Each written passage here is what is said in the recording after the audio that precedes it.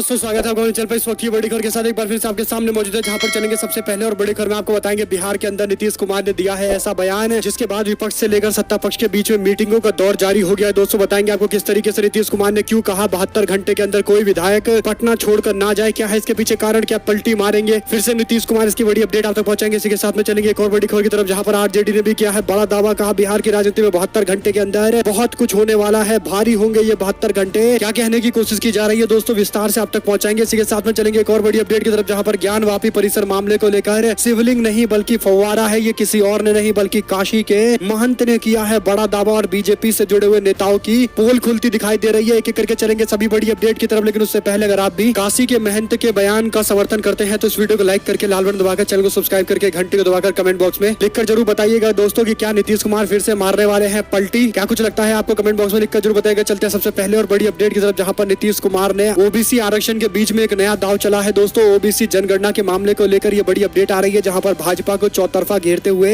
नीतीश कुमार ने 72 घंटे तक अपने किसी विधायकों को पटना छोड़ने पर रोक लगा दी है। आपको बता दें कि उन्होंने विधायकों से कहा है कि कोई भी विधायक 72 घंटे के अंदर पटना छोड़कर ना जाए, 72 घंटे उनको पटना में रहना है, ये आदेश जारी कर दिया गया है। नीतीश कुमार के इस फरमान के बाद चर्चाएं और तेज हो गई है। नीतीश कुमार कुछ बड़ा उलटफेर करने वाले हैं। हालांकि जेडीयू के कई सारे विधायक इसका खंडन कर रहे हैं, लेकिन दोस्तों जो बड़ी अपडेट आ रही है वो ये कि भारतीय जनता पार्टी को ओबीसी विरोधी घोषित करके पलटी मारने के लिए नीतीश कुमार बड़ी तैयारी कर रहे हैं। इस तरीके से कई सारे पॉलिटिकल पंडित इस पर अपना एनालिसिस दे रहे हैं। इस पर आपको बता दें कि जीतन राम मांझी ने भी बयान देते हुए कहा है कि सभी पार्टी की बैठक बुलाई गई है जिसमें हम जनगणना के मामले को लेकर फैसला लेंगे दोस्तों। लेकिन आपको बता दें कि इससे पहले 3 ऐसी घटना हुई है जिससे कहा जा सकता है कि जनता दल यूनाइटेड और बीजेपी के बीच में दूरियां और ज्यादा बढ़ चुकी है और राष्ट्रपति चुनाव से पहले कुछ बड़ा खेला करने जा रहे हैं नीतीश कुमार। आपको बता दें कि इससे पहले भी 2016 में राष्ट्रपति चुनाव से पहले नीतीश कुमार ने पलटी मारकर भारतीय जनता पार्टी के साथ में सरकार बना ली थी और ऐसे में अब राष्ट्रपति के चुनाव एक बार फिर से सामने आ रहे हैं दोस्तों। और ऐसे में राष्ट्रपति चुनाव के दौरान किसे उम्मीदवार बनाया जाएगा, इसको लेकर बीजेपी और नीतीश कुमार में मतभेद की खबरें सामने आ रही है। और इसी के साथ में आपको बता दें कि जनगणना मामले को लेकर भी भाजपा के नेताओं ने स्पष्ट कह दिया है कि वो जनगणना कराने के पक्ष में नहीं है, यानी जातिगत जनगणना कराने के पक्ष में नहीं है, जबकि नीतीश कुमार और तेजस्वी यादव इस मामले को लेकर जबरदस्त तरीके से एग्रेसिव दिखाई दे रहे हैं। यहाँ तक कि नीतीश कुमार ने तेजस्वी यादव को अपने घर पर बुलाकर बैठक की थी दोस्तों, जिसके बाद कई सारे फैसले भी लिए गए हैं। हालांकि राज्यसभा चुनाव में भारतीय जनता पार्टी और जनता दल यूनाइटेड के गठबंधन की तरफ से एक उम्मीदवार उतारा गया था दोस्तों, जो चुनाव आसानी से जीत गए हैं, निर्विरोध जीत गए हैं, यानी आरजेडी ने कोई उम्मीदवार नहीं उतारा है, ये भी बड़े संकेत दे रहा है। और इसी बीच आपको बता दें कि जनता दल यूनाइटेड से आरसीपी सिंह जो केंद्र में मोदी सरकार के मंत्री है दोस्तों, उन्होंने भी कुछ दिन पहले बयान देते हुए बीजेपी की उग्र विचारधारा वाले शब्दों का इस्तेमाल किया था, जिसके बाद संकेत और ज्यादा मिलने लगे हैं। वहीं आपको बताते चले कि एक और बड़ी अपडेट है कि आरजेडी ने इस मामले को लेकर बड़ा बयान देते हुए मामले को और ज्यादा सुलगा दिया है। आरजेडी ने बयान देते हुए एक दावा किया है कि बिहार की राजनीति में 72 घंटे भारी पड़ने वाले हैं। 3 दिन विधायकों के पटना में रुकने के फरमान के बाद आरजेडी की तरफ से ये बातें कही गई हैं दोस्तों। वहीं आपको बता दें कि ज्ञानवापी परिसर में शिवलिंग नहीं बल्कि फव्वारा है, ये बयान किसी मुस्लिम पक्ष की तरफ से नहीं बल्कि काशी के महंत ने बड़ा दावा किया है। आपको बता दें कि ज्ञानवापी मस्जिद मामले को लेकर दोस्तों तमाम तरीके की थ्योरियां फैलाई जा रही है, जिसमें फव्वारे को शिवलिंग बताकर मामले को और ज्यादा आगे धकेला जा रहा है। यहाँ तक कि गोदी मीडिया के अंदर एक सिलसिलेवार तरीके से सीरीज चलाई जा रही है, जिसमें बार बार इस बात को साबित करने की कोशिश की जा रही है कि शिवलिंग मिला है। इस बीच आपको बताते चले कि शिवलिंग होने के दावे को लेकर काशी के महंत का जो बयान सामने आया है, जिसके बाद हिंदू पक्ष का दावा कमजोर होता नजर आ रहा है। आपको बता दें कि पंडित गणेश शंकर उपाध्याय का दावा है कि ज्ञानवापी में शिवलिंग नहीं बल्कि फव्वारा है, जैसा कि पिछले 50 सालों से देखा जा रहा है। उन्होंने कहा कि मैं कई सालों से इसे देख रहा हूँ, ये फव्वारा है वाकई में, लेकिन मैंने इसे कभी चलता नहीं देखा। इस तरीके से उनका बयान आया है दोस्तों, जिसके बाद अब हिंदू पक्ष के दावे को लेकर कहीं न कहीं एक बार फिर से उनका पक्ष और ज्यादा कमजोर होने वाला है। इस बयान के बाद इस पर आप लोग की क्या कुछ राय है, लिखकर जरूर बताइएगा दोस्तों। और गोदी मीडिया इसे चलाने को तैयार नहीं है, तो अपने लोगों तक शेयर करना बिल्कुल भूलिएगा। चलते हैं एक और बड़ी खबर की तरफ, जहां पर जौहर विश्वविद्यालय में तोड़फोड़ किए जाने की आशंका के बीच में आजम खान पहुंचे सुप्रीम कोर्ट। समाजवादी पार्टी के नेता आजम खान जौहर विश्वविद्यालय में तोड़फोड़ की आशंका को लेकर सुप्रीम कोर्ट का रुख किया है। आजम खान की ओर से पेश वकील निजाम पाशा ने सोमवार को जस्टिस DY चंद्रचूड़ की अध्यक्षता वाली अवकाशकालीन पीठ के समक्ष इस मामले का उल्लेख करते हुए जल्द सुनवाई करने की मांग की है, जिस पर जस्टिस चंद्रचूड़ ने वकील से रजिस्ट्रार के सामने उल्लेख करने को कहा है। वकील निजाम पाशा ने पीठ को बताया कि इलाहाबाद हाईकोर्ट ने शत्रु संपत्ति मामले में आजम खान को जमानत दे दी है। जमानत की शर्त के तौर पर विवादित 13.8 हेक्टेयर जमीन खाली करने के लिए कहा गया है। उत्तर प्रदेश सरकार ने कहा कि ये जमीन जहां है वहां जौहर यूनिवर्सिटी की बिल्डिंग बनी हुई है, उसे खाली किया जाना चाहिए। पाशा ने कहा कि सरकार विश्वविद्यालय को ढाने की कोशिश कर रही है और इसकी तैयारी कर रही है। इस पर तत्काल तत्काल प्रभाव से रोक लगना चाहिए। दोस्तों इस मामले को लेकर अब कोर्ट में सुनवाई की जा रही है दोस्तों। रजिस्ट्रार के पास इसे केस को रजिस्टर करने के लिए कहा गया है। इस मामले पर जल्दी सुनवाई होगी। चलते हैं एक और बड़ी खबर की तरफ, जहां पर समाजवादी पार्टी के नेता अखिलेश यादव के लिए मुश्किलें कम होने का नाम नहीं ले रही। आजम खान, शिवपाल यादव जैसे नेता नाराज बताए जा रहे हैं। वहीं पर सुहेल देव भारतीय समाज पार्टी के नेता ने 24 घंटे के अंदर दूसरी बार अखिलेश यादव को लेकर निशाना साधा है। आपको बता दें कि इससे पहले सुभाषपा के नेता राज्यसभा के अंदर एक सीट की डिमांड कर रहे थे दोस्तों, लेकिन समाजवादी पार्टी की तरफ से कोई रिस्पांस सामने नहीं आया, जिसके बाद माना जा सकता है कि जल्द ही इस मामले को लेकर वो और ज्यादा विरोध तेज करेंगे। और यही बड़ा कारण है कि 2 बयान उन्होंने बैक टू बैक 24 घंटे के अंदर दिया है। पहला बयान उन्होंने देते हुए कहा कि अखिलेश यादव को एसी कमरों से बाहर निकलकर पार्टी के कार्यकर्ताओं नेताओं से मुलाकात करना चाहिए, क्योंकि पार्टी पूरे 365 दिन चलनी चाहिए। चुनाव के दौरान ही केवल सक्रिय होने से काम नहीं चलेगा। दूसरी तरफ राज्यपाल के अभिभाषण के दौरान समाजवादी पार्टी के कार्यकर्ताओं और खासकर विधायकों ने असेंबली के अंदर जोरदार विरोध किया दोस्तों। सभी विधायकों ने खड़े होकर भाषण को जुमला बताया और जिसके बाद जबरदस्त विरोध के बीच में राज्यपाल को अपना पूरा अभिभाषण पढ़ना पड़ा है, जिसके कारण सोशल मीडिया से लेकर कई जगह पर लोग अपनी प्रतिक्रियाएं दे रहे हैं। लेकिन सुहेल देव भारतीय समाज पार्टी के नेता ने बयान देते हुए कहा कि राज्यपाल के बयान के दौरान इस तरीके का हंगामा करना अच्छी बात नहीं है। यानी अखिलेश यादव को इस मामले को लेकर भी उन्होंने नसीहत दी है। आप लोग क्या कुछ कहना चाहते हैं दोस्तों, लिखकर जरूर बताएगा। चलते हैं एक और बड़ी अपडेट की तरफ, जहां पर असम के मुख्यमंत्री हिमंत बिस्वा शर्मा ने मदरसों की शिक्षा को लेकर दिए बयान पर जम्मू कश्मीर की पूर्व मुख्यमंत्री महबूबा मुफ्ती ने नाराजगी जाहिर की है दोस्तों। श्रीनगर के अंदर पीडीपी की अध्यक्ष महबूबा मुफ्ती ने कहा कि भाजपा शासित राज्यों के अंदर मुसलमानों के खिलाफ बयानबाजी देने की एक स्पर्धा चल रही है कि कौन ज्यादा बयान देगा, कौन सबसे विवादित बयान देगा। इस तरीके से बीजेपी के नेताओं में और खासकर मुख्यमंत्रियों के बीच में कंपटीशन चल रहा है। उन्होंने कहा कि भाजपा के लोग लगातार संवेदनशील मुद्दों को लेकर मुस्लिमों को भड़काने की कोशिश कर रहे हैं। महबूबा मुफ्ती ने सोमवार को कहा कि इनका कंपटीशन चल रहा है, हमें देश के अंदर गुजरात मॉडल, उत्तर प्रदेश मॉडल क्या बनाना है। सीएम आपस में प्रतिस्पर्धा कर रहे हैं कि मुस्लिमों को सबसे ज्यादा कौन परेशान करेगा, कौन टारगेट करेगा। इसलिए मंदिर और मस्जिदों के मुद्दे लगातार उठाए जा रहे हैं दोस्तों। एक और अपडेट की माने तो संगठन मजबूत करने के लिए जननायक जनता पार्टी के कार्यक्रम लगातार जारी हैं। हर वर्ग के अंदर लोगों को पहुंचाया जा रहा है, लोगों से मुलाकात किया जा रहा है, पार्टी का संदेश पहुंचाया जा रहा है। आपको बता दें कि जननायक जनता पार्टी हरियाणा के अंदर लोकल बॉडी का इलेक्शन भारतीय जनता पार्टी के साथ में मिलकर लड़ेगी और इसीलिए जननायक जनता पार्टी ने दावा किया है कि वो अपने कार्यकर्ताओं के अंदर एक मैसेज स्पष्टता के साथ पहुंचाना चाहते हैं और खासकर जनता के उन वर्गों को साथ में लाने की कोशिश कर रहे हैं जो इससे पहले उनसे नहीं जुड़े हुए थे। एक तरीके से हरियाणा के अंदर बीजेपी और कांग्रेस के इतर दोस्तों जननायक जनता पार्टी भी अपने आप को मजबूत करने की कोशिश कर रही है। और एक और अपडेट आ रही है जहां पर संजय राउत के खिलाफ बॉम्बे हाईकोर्ट के अंदर किरीट सोमैया की पत्नी ने 100 करोड़ रुपए का मानहानि का मुकदमा दर्ज कराया है दोस्तों। भारतीय जनता पार्टी के नेता किरीट सोमैया की पत्नी मेधा किरीट सोमैया राज्यसभा सांसद संजय राउत के खिलाफ मुंबई हाईकोर्ट पहुंची है, जहां पर मेधा ने सोमवार को हाईकोर्ट में संजय राउत के खिलाफ 100 करोड़ रुपए के मानहानि का मुकदमा दायर किया है। संजय राउत की ओर से टॉयलेट घोटाले के नाम पर मेधा किरीट सोमैया का नाम लिए जाने के मामले को लेकर दोस्तों ये मानहानि का मुकदमा दायर किया गया है। वहीं आपको बता दें कि बीजेपी छोड़कर टीएमसी में गए अर्जुन सिंह सांसद के पद से अपना इस्तीफा नहीं देंगे। उनसे जब सवाल पूछा गया कि आपने टीएमसी ज्वाइन कर ली है, बीजेपी छोड़ दी है, तो कम से कम सांसद के पद से इस्तीफा दे दीजिए, तो उन्होंने बयान देते हुए कहा कि सांसद के पद से इस्तीफा मैं नहीं दूंगा। कारण ये है कि जब भाजपा में जो टीएमसी के नेता शामिल हुए थे, जो सांसद थे, बीजेपी में जाने के बाद भी उन्होंने अभी तक अपना इस्तीफा नहीं दिया है, तो मैं अपना इस्तीफा क्यों दूं। दरअसल जैसा कि आप जानते हैं दोस्तों कि जनप्रतिनिधि कानून के तहत अगर कोई सांसद अपनी पार्टी छोड़ देता है और किसी और पार्टी में शामिल हो जाता है तो उसकी सदस्यता चली जाती है। और ऐसे में अर्जुन सिंह ने कहा कि वो खुद इस्तीफा नहीं देंगे। अब देखते हैं इस मामले पर लोकसभा के स्पीकर क्या फैसला लेते हैं। लोकसभा के स्पीकर तय करेंगे कि अर्जुन सिंह का पद रहेगा या जाएगा, क्योंकि जब टीएमसी के सांसद भारतीय जनता पार्टी में ज्वाइन कर गए थे तो उनको लेकर स्पीकर की तरफ से अभी कोई फैसला नहीं लिया गया है। यानी स्पीकर ही तय करेंगे कि पद जाएगा या नहीं जाएगा। और ऐसे में अर्जुन सिंह ये मान चुके हैं कि पद तो उनका जाना है, या तो वो इस्तीफा दे दे या फिर उनको स्पीकर हटा दे। तो बेहतर यही है कि स्पीकर के पास ही इस मामले को रहने दिया जाना चाहिए, क्योंकि बीजेपी के नेताओं को लेकर भी स्पीकर अभी तक कोई फैसला नहीं ले पाए हैं। और कम से कम अगर स्वतंत्र तौर पर काम करेंगे तो इसी तरीके से उनका मामला भी पेंडिंग किया जाएगा और वो सांसद बने रहेंगे। हालांकि दोस्तों इसको लेकर एक बात स्पष्ट है कि स्पीकर जब विपक्ष का मामला सामने आएगा तो अचानक से देखना फैसला जरूर लेंगे और जल्द ही फैसला लेने वाले हैं। आप लोग को क्या कुछ लगता है लिखकर जरूर बताएगा। चलते हैं एक और बड़ी अपडेट की तरफ, जहां पर सहयोगी भारतीय जनता पार्टी को हाशिए पर डालने के लिए नीतीश कुमार ने जो चाल चली है उसमें बीजेपी के लोग बुरी तरीके से फंस गए हैं। भारतीय जनता पार्टी के लोग जातीय जनगणना के मामले को लेकर दोस्तों कोई स्पष्ट बयान नहीं दे पा रहे हैं और यही बड़ा कारण है कि बीजेपी को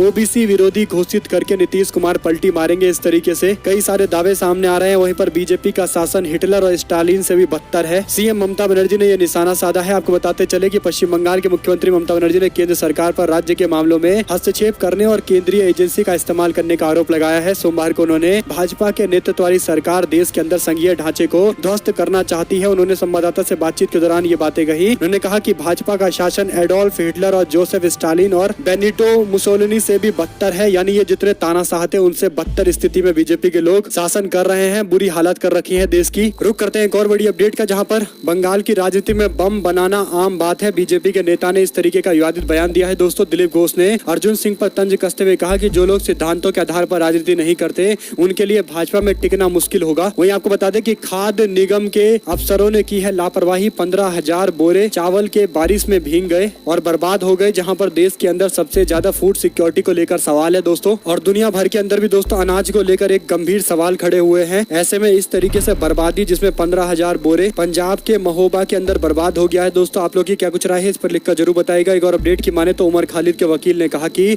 उस पर लगाए गए आरोप आतंक फैलाने वाले कतई नहीं है। दिल्ली के जवाहरलाल नेहरू विश्वविद्यालय के पूर्व छात्र उमर खालिद की जमानत अर्जी पर दिल्ली हाईकोर्ट ने सुनवाई की है। इस दौरान खालिद की ओर से दलील देते हुए उनके वकील ने कहा कि उनके खिलाफ जो आरोप लगाए गए हैं वे आतंक फैलाने वाले तो कतई नहीं है। खालिद के खिलाफ पुलिस ने यूएपीए, देशद्रोह और दंगा फसाद के लिए लोगों को भड़काने का आरोप लगाया है। आरोपों का घटनाक्रम के साथ कोई तालमेल नहीं है। खालिद दंगा फसाद की किसी भी घटना में मौजूद नहीं था, इस तरीके से उनके वकील ने बातें कही है। दोस्तों, वहीं आपको बता दें कि ज्ञानवापी मामले के लेकर सुनवाई के दौरान डिस्ट्रिक्ट कोर्ट ने बड़ा ऐलान करते हुए बताया है कि मामले पर पूरी सुनवाई हो गई है और डिस्ट्रिक्ट कोर्ट यानी आज इस मामले पर अंतिम फैसला लेने वाली है। क्या कुछ फैसला सामने आएगा, आप तक लगातार पहुंचाते रहेंगे। चलते हैं एक और बड़ी खबर की तरफ, जहां पर ममता बनर्जी ने ईंधन की कीमतों में कटौती को चुनावी स्टंट बताते हुए केंद्रीय एजेंसी के इस्तेमाल को लेकर भी घेरा है। यानी नरेंद्र मोदी सरकार की तरफ से पहले एक के बाद एक दिन तेल की कीमतों में बेतहाशा बढ़ोतरी की गई है। दोस्तों, उसके बाद अब दाम में थोड़ी सी कटौती करके अपनी पीठ थपथपा रहे हैं प्रधानमंत्री और उनके साथ में जितने सारे मंत्री हैं, नेता हैं, सारे टीवी चैनल वाले हैं, सभी लोग मोदी मोदी जपने लगे हैं। दोस्तों, यानी एक तरीके से जब दाम बढ़ते हैं तो यही लोग चुप्पी साध कर बैठ जाते हैं, लेकिन जैसे ही दाम में थोड़ी सी भी कटौती होती है तो उसके बाद ये सारे आकर मोदी गुणगान करने लगते हैं और एक तरीके का ये प्री प्लान्ड ही है सब कुछ। दोस्तों, वहीं आपको बताते चले कि पुतिन को तगड़ा झटका लगा है। यूनाइटेड नेशन के अंदर रूसी डिप्लोमेट ने अपना इस्तीफा देते हुए अपनी सरकार की हरकतों को लेकर बयान देते हुए कहा कि मैं रूस की हरकतों को लेकर शर्मसार हूं। उनके अपने डिप्लोमेट ने यह बयान दिया है। यूक्रेन पर लगातार रूस की तरफ से हमला किया जा रहा है दोस्तों, और इसी बीच ये जो बयान सामने आया है यूनाइटेड नेशन के अंदर उनके अपने डिप्लोमेट ने जो कहा है, उसके बाद रूस की पोजीशन और ज्यादा कमजोर हो जाएगी। एक और अपडेट की माने तो गोवा के प्रमोद सावंत मुख्यमंत्री ने कहा कि हम फिर से वे सारे मंदिर बनाएंगे जिन्हें पुर्तगालियों ने तहस नहस कर दिया था। यानी गोवा को जब पुर्तगाल के कब्जे से आजाद कराने के लिए ऑपरेशन विजय चलाया गया था दोस्तों, और इस दौरान थोड़े बहुत कॉन्फ्लिक्ट देखने को मिले थे, पुलिस एक्शन लिया गया था और इसीलिए कई जगह पर मंदिरों को तोड़ा गया था पुर्तगालियों की तरफ से। इस तरीके से दावा करते हुए राज्य सरकार के मुख्यमंत्री ये कह रहे हैं कि दोबारा से उन मंदिरों को बनाया जाएगा। यानी आप समझ सकते हैं कि बीजेपी नेताओं की सबसे बड़ी प्रायोरिटी अगर कुछ है तो वो है मंदिर बनाना, चाहे गोवा हो या फिर उत्तर प्रदेश हो। हर जगह बीजेपी के लोगों को केवल एक ही विचारधारा के प्रति समर्पण दिखाई दे रहा है। जनता से जुड़े हुए मुद्दों को लेकर ये नेता बोलते कम है, लेकिन जैसे ही इस तरीके के मामले सामने आते हैं जहां पर मंदिर बनाना होता है, वहां पर भाजपाई सीएम हो या फिर छोटा कार्यकर्ता, सभी के सभी अचानक से सामने प्रकट हो जाते हैं और इसीलिए गोवा के मुख्यमंत्री भी मंदिर बनाने की बातें कर रहे हैं। वहीं आपको बता दें दोस्तों कि बिहार के अंदर निर्विरोध चुने गए जेडीयू के उम्मीदवार अनिल हेगड़े जीत के बाद राज्यसभा सांसद ने अपने नेता को किया याद। वहीं पर एक और बड़ी अपडेट आ रही है, जहां पर सपा विधायकों के बीच में शिवपाल यादव तो पहुंचे थे, लेकिन शिवपाल यादव ने कोई विरोध नहीं किया। आजम खान के बेटे भी बैठे रहे, उन्होंने भी कोई विरोध नहीं किया। उत्तर प्रदेश विधानसभा के दौरान सपा के विरोध प्रदर्शन में अखिलेश यादव ने भी हिस्सा लिया। विपक्ष ने बढ़ती महंगाई, कानून व्यवस्था और बेरोजगारी के मुद्दे को लेकर सरकार को घेरा। बीजेपी विधायकों ने सदन में भगवा रंग की टोपी पहनी हुई थी और सपा के विधायकों ने लाल रंग की टोपी पहनी हुई थी। और जब राज्यपाल बजट भाषण दे रही थी दोस्तों, तो इस दौरान जबरदस्त बवाल किया गया है सपा के नेताओं की तरफ से। और एक और बड़ी अपडेट की माने तो ज्ञानवापी केस मामले को लेकर केंद्रीय राज्य मंत्री भानु प्रताप बोले, कहा ये अल्पसंख्यक बंधु है, जहां देखते हैं वहां हरा कपड़ा रख देते हैं और बाद में वहां मस्जिद बना लेते हैं। इस तरीके से विवादित बयान कोई और नहीं बल्कि केंद्रीय राज्य मंत्री भानु प्रताप दे रहे हैं दोस्तों। एक और अपडेट की माने तो सीएम योगी आदित्यनाथ ने अपने नेताओं को हिदायत दी है दोस्तों। यूपी के सीएम ने कहा कि राजनेता अविश्वास के प्रतीक बन गए हैं, लेकिन सदन में आप लोगों द्वारा की गई स्वस्थ चर्चा परिचर्चा आपको विश्वास का प्रतीक बनाएगी। इसके अलावा सीएम योगी ने विधायकों को सख्त नसीहत देते हुए ठेके पट्टे ट्रांसफर पोस्टिंग से दूर रहने की सलाह दी है। उन्होंने कहा कि जनप्रतिनिधि अगर ठेके पट्टे में दखल देंगे तो यहाँ उनके पतन की तरफ उनको ले जाएगा। और इस तरीके से दोस्तों जो बयान योगी आदित्यनाथ ने दिए हैं, इस बयान को ऐसे देखा जा सकता है कि पिछले सरकार के दौरान कई सारे ऐसे मामले सामने आए थे, विधायकों ने कई सारे आरोप भी लगाए थे और विधायकों पर भी कई सारे आरोप लगे थे, यहाँ तक कि मंत्री पर भी भ्रष्टाचार के गंभीर मामले लगे थे दोस्तों। लेकिन इसके बावजूद योगी आदित्यनाथ को जनता ने फिर से चुनाव जितवा दिया है। कहीं न कहीं विपक्षी कमजोर कमजोरी कहा जा सकता है, जिसके बाद अब योगी आदित्यनाथ अपने नेताओं को इस तरीके से भाषण दे रहे हैं। एक और बड़ी अपडेट की माने तो केरल के अंदर पीएफआई की रैली के अंदर बच्चे बुलाए गए थे दोस्तों। उन बच्चों ने हिंदुओं और सिखों को लेकर भड़काऊ नारेबाजी की है। केरल के अल्लापुझा के अंदर मुस्लिम संगठन पॉपुलर फ्रंट ऑफ इंडिया ने शनिवार को रैली का आयोजन किया। उसका वीडियो भी वायरल हो गया है। इस पर बड़ी बात यह रही दोस्तों कि इस रैली के दौरान दूसरे समुदाय को लेकर भी भड़काऊ नारेबाजी कराई गई है। कुल मिलाकर ये मामला इसलिए गंभीर है क्योंकि केरल के अंदर एक नई तरीके की राजनीति देखने को मिल रही है, जहां पर बीजेपी के लोग जो बयान दे रहे हैं वही बयान ईसाई वोट की राजनीति करने वाले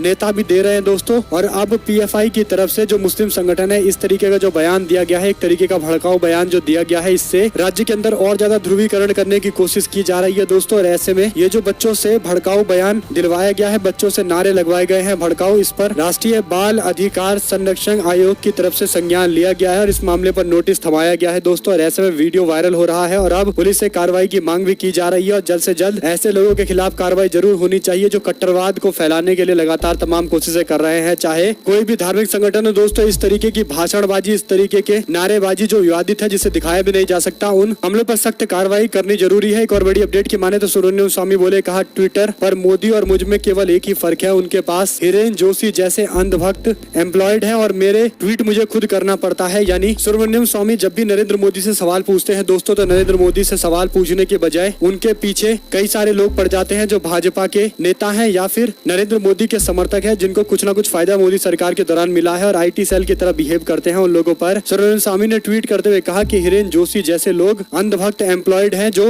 नरेंद्र मोदी पर मेरे ट्वीट का जवाब देते हैं। और इस तरीके से दोस्तों कहीं ना कहीं बड़ी बात यह भी है क्योंकि कई सारे ऐसे एक्टर हैं जो इससे पहले बिल्कुल चुप्पी साध कर बैठा करते थे या फिर कांग्रेस पार्टी का विरोध करा करते थे, लेकिन जब से नरेंद्र मोदी सरकार बनी है तब से या तो समर्थन करते हैं या फिर चुप्पी साध कर बैठे हुए हैं। महंगाई, डीजल, पेट्रोल पर कुछ बोलने को तैयार नहीं है और कुछ अभिनेता तो बिल्कुल भक्त बनकर ट्विटर पर काम कर रहे हैं। ऐसा लगता है सोशल मीडिया पर उनका अकाउंट केवल बीजेपी को डेडिकेटेड है, नरेंद्र मोदी को डेडिकेटेड कर दिया गया है। यानी जो भी नरेंद्र मोदी की तारीफ होती है उसी अकाउंट से की जाती है और जो भी वाह बीजेपी की करनी है उस अकाउंट से होता है केवल दोस्तों, इसके सिवा कुछ भी नहीं होता है। एक और बड़ी अपडेट की माने तो एमपी में किसानों के साथ बड़ा खेल हो गया। केंद्रीय योजना को दरकिनार करते हुए 1.5 गुना ज्यादा प्रीमियम राशि पर कम रकम का बीमा किया गया है। यानी जो बीमा का प्रीमियम होना चाहिए वो काफी कम होना चाहिए सरकारी दाम के हिसाब से दोस्तों, लेकिन जो बीमा का प्रीमियम है वो 1.5 गुना ज्यादा है। और बड़ी बात यह है कि जो रकम है इंश्योरेंस की वो सरकार के रकम से भी कम है। कुल मिलाकर दोस्तों दोहरी मार मारी जा रही है। यानी आप समझ सकते हैं कि मध्य प्रदेश के अंदर किसानों के खिलाफ किस तरीके की साजिशें चल रही है, खासकर प्राइवेट कंपनियों की तरफ से जो सरकारी बीमा से एक तो उन लोगों को वंचित कर रहे हैं और दूसरा बीमा का प्रीमियम ज्यादा लिया जा रहा है और राशि क्लेम करने का जो टोटल अमाउंट है उसे कम किया जा रहा है दोस्तों। यानी दोनों तरीके से नुकसान पहुंचाया जा रहा है। वहीं आपको बता दें कि पंजाब के आम आदमी पार्टी के एमएलए बलवीर सिंह को 3 साल की सजा हो गई है मारपीट के मामले को लेकर दोस्तों। जा सकती है विधायकी। आपको बता दें कि पंजाब के अंदर सत्तारूढ़ आम आदमी पार्टी के पटियाला के विधायक डॉक्टर बलबीर सिंह का एक आपराधिक मामले में दोषी ठहराए जाना। अतिरिक्त मुख्य न्यायिक मजिस्ट्रेट रवि इंदर सिंह ने विधायक समेत 3 आरोपियों के खिलाफ 3 साल के श्रम कारावास की सजा सुनाई है, जिसके बाद रिप्रेजेंटेशन ऑफ पीपल एक्ट में लिखा हुआ है दोस्तों कि 2 साल से ज्यादा की सजा अगर किसी भी केस में हो जाती है तो उस व्यक्ति उस एमएलए और एमपी की सदस्यता चली जाएगी। और इस कानून के तहत 3 साल की सजा हो गई है। अगर हाईकोर्ट में जाकर इसको रुकवाया नहीं गया दोस्तों तो विधायकी भी चली जाएगी, इसमें कोई दो राय नहीं है। वहीं पर नीतीश को पलटी मारने का मौका नहीं देगी बीजेपी। बिहार के अंदर जातीय जनगणना के मामले को लेकर बीजेपी ने इशारों में संकेत दिए हैं कि जातीय जनगणना का वो भी समर्थन करेगी। सर्वदलीय बैठक में भी जाएंगे और नीतीश कुमार के फैसले का सपोर्ट भी करेंगे। इस तरीके से बीजेपी ने अपना स्टैंड अचानक से बदल दिया है। वहीं पर दोस्तों सुशील कुमार मोदी नीतीश कुमार को इशारों में चुनौती देने को तैयार दिखाई पड़ रहे हैं। हाल ही के अंदर सीबीआई ने लालू यादव के कई सारे ठिकानों पर छापेमारी की थी। बीजेपी इस मामले पर अब जेडीयू के बयानों को लेकर पलटवार कर रही है। आपको बता दें कि पूर्व उप मुख्यमंत्री सुशील कुमार मोदी ने बयान दिया है दोस्तों। उन्होंने कहा कि जेडीयू के वरिष्ठ नेता अशोक चौधरी सरकार में मंत्री भी हैं और पार्टी में 2, 3 या 4 जो बड़े नेता हैं उनमें उनकी गिनती होती है। और उनके बयान को लेकर सुशील मोदी ने कहा कि यह सारा मामला ललन सिंह, शिवानंद तिवारी, शरद यादव यही लोग 23 अगस्त 2008 को मनमोहन सिंह से मिलने गए थे और कहा था कि नौकरी के बदले जमीन लिखवाई जा रही है। इन्हीं लोगों ने दस्तखत दी थी, उन्हीं सब पर जांच हो रही होगी। सुशील मोदी बोले, मैं नहीं समझता कि मुख्यमंत्री का जो बयान है वह कोई नरम है। उन्होंने सामान्य बात कही कि क्या मुद्दा है यह तो सीबीआई ही बता सकती है। सुशील मोदी ने कहा कि यह सपने में भी कल्पना नहीं की जा सकती कि नीतीश कुमार लालू यादव के साथ हाथ मिला सकते हैं। उन्होंने कहा कि नीतीश कुमार बहुत संभल कर बोलते हैं, बहुत नाप तोल कर शब्दों का प्रयोग करते हैं, इसलिए कोई नरमी का सवाल नहीं उठता है। ऐसे में दोस्तों सुशील कुमार मोदी को उम्मीद है कि नीतीश कुमार कुमार उनके साथ में ही रहेंगे, इसी तरीके का उम्मीद 2016 के दौरान आरजेडी को भी था, लेकिन नीतीश कुमार कब पलटी मारेंगे ये उनके आसपास के लोगों को भी पता नहीं चलता है। वहीं पर कैम्ब्रिज यूनिवर्सिटी पहुंचे तेजस्वी यादव का बयान, कहा हमारी लड़ाई फांसीवाद की विचारधारा के खिलाफ है, बेरोजगारी और असमानता के खिलाफ है और ये लड़ाई हम आगे भी जारी रखेंगे। इसी बीच दोस्तों शिवलिंग पर अखिलेश यादव और गहलोत के बयान पर कांग्रेस पार्टी के नेता आचार्य प्रमोद कृष्णम ने कहा कि शिव आस्था का विषय है। तरीके की बयानबाजी जो दोनों नेताओं ने की है ये अच्छी बात नहीं है। वहीं पर दोस्तों उत्तराखंड के अंदर आम आदमी पार्टी के सीएम पद के उम्मीदवार colonel Ajay Kothiyal Bharatiya Janata party join कर सकते हैं। इससे पहले उन्होंने आम आदमी पार्टी छोड़ दी थी और कहा था कि जो हमारे सैनिक लोग हैं उन सबकी ये मांग की, जो पूर्व सैनिक थे वो चाहते थे कि हम आम आदमी पार्टी में ना रहे, इसलिए मैंने ये फैसला लिया है। दोस्तों अगर आप लोग को ये भी खबर अच्छी लगी हो तो इस वीडियो को लाइक करिएगा, लाल बटन दबाकर चैनल को सब्सक्राइब करके घंटी दबाकर हमारे साथ लगातार बने रहे। इसलिए सभी लोगों का बहुत बहुत धन्यवाद। आप लोग देख रहे थे आपका अपना चैनल जय हिंद जय भारत। दोस्तों इस वीडियो को अपने लोगों तक शेयर करना बिल्कुल मत भूलिएगा। बहुत बहुत धन्यवाद। जय हिंद जय भारत।